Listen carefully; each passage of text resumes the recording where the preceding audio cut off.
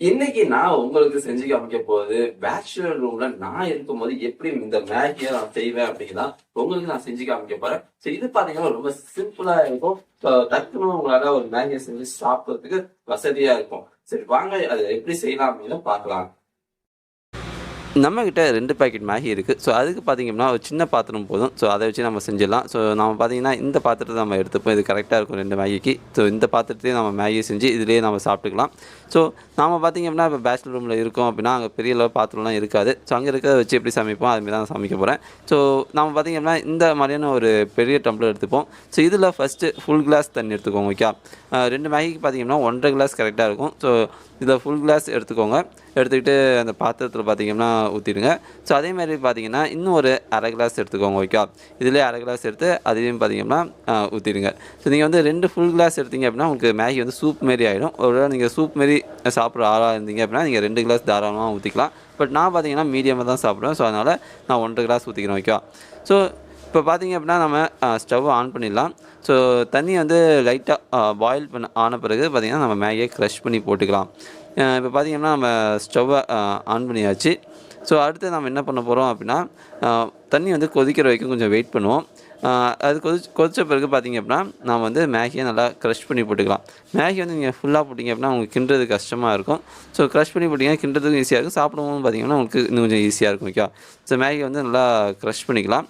So நீங்கள் வந்து பார்த்திங்க அப்படின்னா இதில் வந்து நான் இப்போ ஸ்போர்க் வச்சு தான் கிண்ட போகிறேன். ஸோ உங்களுக்கு வேறு கை சூடு உங்களால் தாங்க முடியாது அப்படின்னா நீங்கள் இன்னும் கொஞ்சம் பெரிய ஸ்பூனாக எடுத்துக்கலாம். ஸோ இப்போ பார்த்திங்கன்னா நம்ம க்ரஷ் பண்ணி போட்டாச்சு. நாம் இப்போ 2வது பாக்கெட்டையும் க்ரஷ் பண்ணி போட்டாச்சு. இப்போ பார்த்தீங்க அப்படின்னா நான் ஏற்கனவே சொன்ன மாதிரி தான் உங்களால் சூட தாங்க முடியும் அப்படின்னா சின்ன ஸ்போர்க் கூட எடுத்து கிண்டிக்கலாம். இல்லை அப்படின்னா நீங்கள் இன்னும் கொஞ்சம் பெரிய ஸ்பூனாக எடுத்துக்கிறது உங்களுக்கு நல்லதாக இருக்கும். ஓகே, நான் பார்த்தீங்க அப்படின்னா நான் சின்னதாக ஸ்போர்க்கே எடுத்துக்கிறேன்.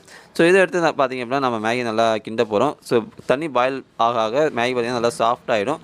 ஒன்ஸ் நல்ல சாஃப்டான பிறகு பார்த்திங்கன்னா அதில் நம்ம அதை மேகி மசாலாவை போட்டு நான் ஒரு 2 நிமிஷம் பாயில் பண்ணி இறக்கிட வேண்டியதான். ஓகே, 2 நிமிஷம் கூட தேவைப்படாது, ஒரு 1.5 நிமிஷம் இருந்தாலே போதும். ஓகே, ஏன்னா மேகி ஏற்கனவே பார்த்திங்கன்னா கொஞ்சம் நல்லா பாயிலான தண்ணியில் இருக்குது. ஸோ மசாலாவை போட்டு லைட்டாக ஒரு 1.5 நிமிஷம் இல்லை 2 நிமிஷம் கிண்டி நீங்கள் இறக்கிட்டீங்க அப்படின்னா உங்களுக்கு பேச்சுலர் மேகி ரெடி. இதில் பார்த்திங்கன்னா காய்கறி எண்ணெய் எதுவுமே கிடையாது. டக்குன்னு தண்ணியை காய வைக்கிறோம், அதில் மேகியை போடுறோம், மசாலாவை போடுறோம், ஒரு 2 நிமிஷம் கிண்டி இறக்கிடுறோம். ஓகே, ஸோ 2 நிமிஷத்துக்கு மேலே போணுச்சு அப்படின்னா மேகி வந்து உங்களுக்கு மாவு மாரி போயிடும், சாப்பிட நல்லா இருக்காது. அதனால் கரெக்டாக ஒரு 2 நிமிஷத்துக்குள்ளாரே பதத்தை எடுத்து பாருங்கள்.